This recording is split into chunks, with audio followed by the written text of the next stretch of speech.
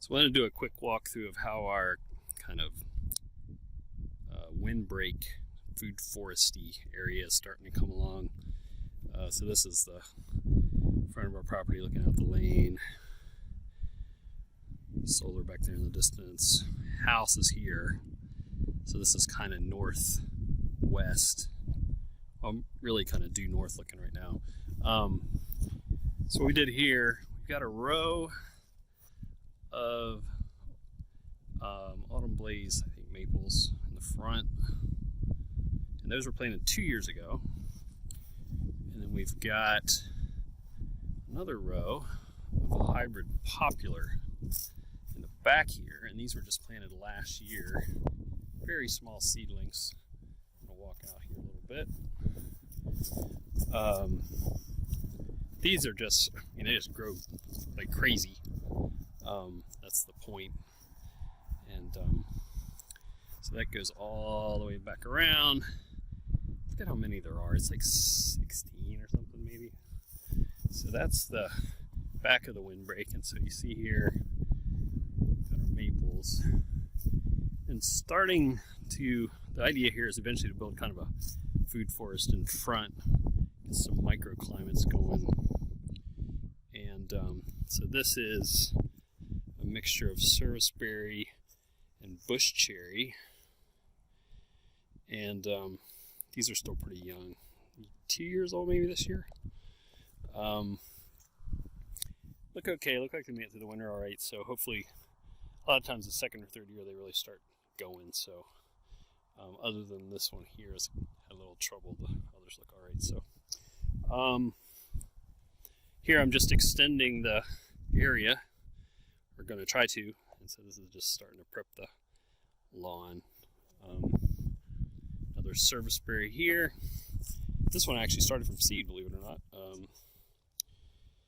Took a long time, and was in a pot for a few years, and wasn't sure I was going to make it, but it looks like there's some new growth there, so fingers crossed, that might be cool.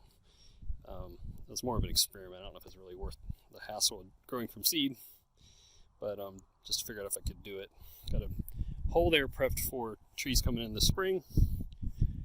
This is a weeping willow that I got from Arbor Day as like a whip a few years ago, and look at it already. And then we've got our elderberry. These just go nuts. They don't look like much now, but they're going to put on almost double the size and height of new growth, and then just get covered in berries.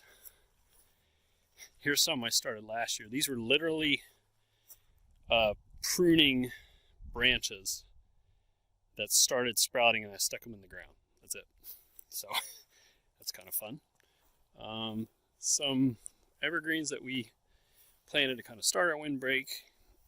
This is on the end of the house. Try to block some of this wind that hits our bedroom. And then these trees here are Arbor Day, various Arbor Day evergreens. So what do we got here? I mean, that one doesn't look great. That one's looking good. We got about 6 here. This is probably the result of 30 plantings or something. So not a great success rate, but hey, once again, plant a tree and it's all of a sudden it's 5 years later, and that size, you're about ready to transplant it where you want it. So that's all right. I got time. And this is once again starting to extend this area. Some new holes for, I think we're going to put peaches here. And more serviceberry. Here's a more mature serviceberry. And our Saskatoon, people call them. And then we keep going through here. And got a crabapple there. You see I started hardscaping this, same thing, just weeds like crazy, and the weeds creep in from the lawn, so just trying to avoid weeding. 2 currant bushes, and then this is the hop area. Hops kind of got overgrown last few years, a lot of disease pressure, a lot of weeds. So this year I dug the whole thing up, cut a bunch of the roots back, cleaned all the weeds out, hopefully, or most of them, and added a bunch more soil and manure, and we'll see if that makes a difference.